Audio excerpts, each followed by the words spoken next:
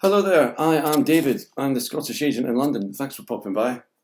This is all going to be about boards. Boards are slightly controversial, people get irritated by them, usually until the day that it's their turn to go on the market, and then they become possibly slightly less irritated by them.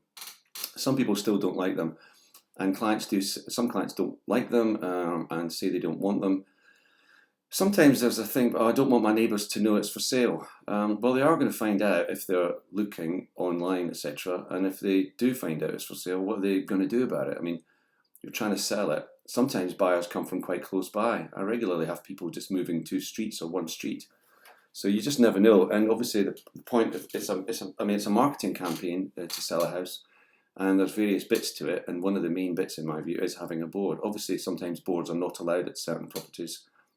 Usually flats, etc. But that's okay. But in terms of why it is, well, obviously agents love them because there is a phrase in our game which is boards breed boards.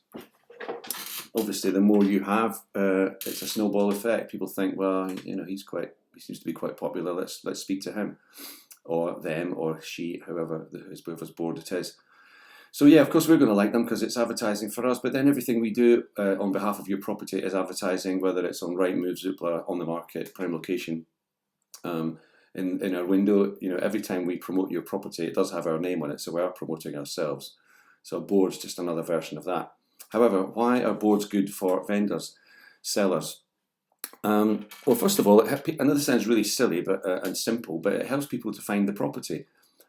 Most people that come have, albeit what I said a minute ago, some people only move around the corner. Most people that come to viewings don't know the area that well at all. They maybe know it a little bit.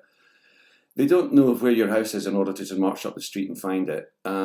May as well have a board outside, make it really easy. It just says that's the one, boom, they can see it, you know, hopefully from quite reasonably far. They walk up, they go in. If people can't find it, or they're like, what number's that? Which way do the numbers go in this street? How does this all work? And then they're phoning you, and then they're late. And they're flustered, and that doesn't make for a good feeling around everything. So just have a board up, make it easy for people to find it. Secondly, I haven't heard many people say this one. It says to me, I've always thought that it says to me it's definitely for sale. Why would you not have a board up? You want to do everything you can to attract as many people as you can to see the house, and hopefully get the highest possible offer from somebody that's capable of moving forward with that.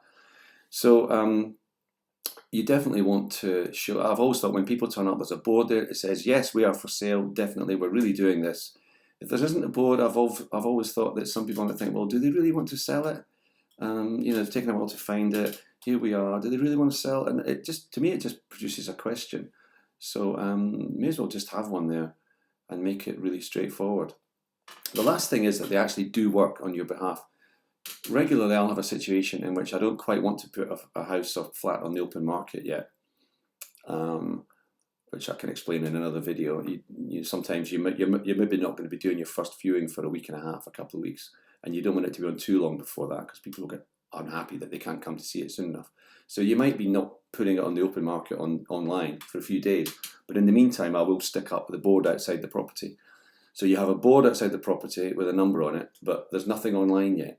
So when people search, they can't find it. I get calls from that regularly. So that just proves the point that it doesn't have to be online. People do see it and they do call. And I've had good viewings and I've had sales from that. So in my view, there are lots of very good reasons for having a board there. And the deal is usually that you get to keep it there after you've done the deal until the people move in. What you don't want is a board up there after people have already got the keys and moved in. That does irritate people, so they have to be gone by then. But on the whole, whether you like them or not, in my view, they do work. And I do them because everyone else does them. And if I didn't, then I'd be missing out a promotional opportunity and wouldn't be helping my clients so much. So a long answer, as usual, to a short question. So my name's David, and please do subscribe. That'd be great. I'll be here talking about all kinds of things to do with property and lettings, sales, and everything to do with it. And thanks for watching. See you next time.